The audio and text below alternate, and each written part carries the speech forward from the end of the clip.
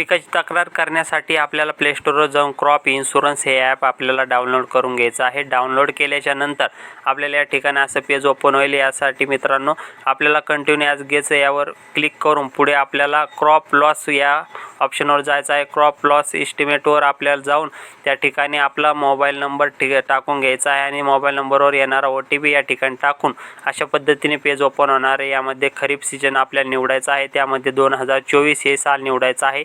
त्यानंतर मित्रांनो प्रधानमंत्री फसल विमा निवडून घ्यायचा आहे आणि यामध्ये आपलं महाराष्ट्र स्टेट आपल्याला निवडून घ्यायचं आहे। तर मित्रांनो हे निवडल्यानंतर आपल्याला पुढे जायचं आहे। पुढे गेल्याच्या नंतर आपल्याला यामध्ये सिलेक्ट आपल्याला कुठून आपण फॉर्म भरला आहे तर तो CSC बँक काय जे आहे ते भरायचं आहे। यामध्ये ॲप्लिकेशन नंबर आपल्याला टाकून घ्यायचा आहे। टाकल्यानंतर पुढे जायचं आहे। पुढे गेल्यानंतर आपल्याला पूर्ण पिकाची माहिती या ठिकाणी येणार आहे। ज्या पिकाचं नुकसान झालं आहे त्या पिकाचं आपल्याला क्लिक करून पुढे जायचं आहे। तर पुढे गेल्याच्या नंतर आपल्याला अशा पद्धतीने पेज ओपन होईल।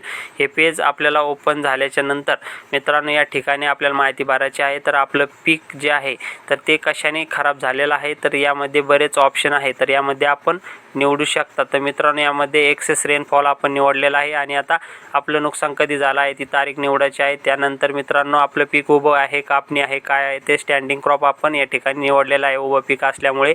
त्यानंतर मित्रांनो पिकाची टक्केवारी किती नुकसान झाले आहे तर ते आपण निवडलेलं आहे। त्यानंतर मित्रांनो आपल्याला या ठिकाणी पिकाचे फोटो घ्यायचे आहे। पिकाचा फोटो घेताना आपल्याला लोकेशन येणार आहे आणि पिकाचं त्या ठिकाणी आपल्याला फोटो घ्यायचा आहे। फोटो घेतल्याच्या नंतर मित्रांनो आपण व्हिडिओसुद्धा घेऊ शकता। व्हिडिओ कंपल्सरी नाही, पण घ्यायचा असेल तर आपण अशा पद्धतीने व्हिडिओसुद्धा घेऊन आपण त्यामध्ये अपलोड करू शकता। तर मित्रांनो अशा पद्धतीने व्हिडिओ घेतल्यानंतर आपल्याला त्या ठिकाणी अपलोड होणार आहे। त्यानंतर मित्रांनो आपल्याला सबमिट या बटनावर क्लिक करायचं आहे। सबमिट बटनावर क्लिक केल्याच्या नंतर आपल्याला डॉक्युमेंट ID येणार आहे, याची स्क्रीनशॉट काढून ठेवून द्यायचा आहे।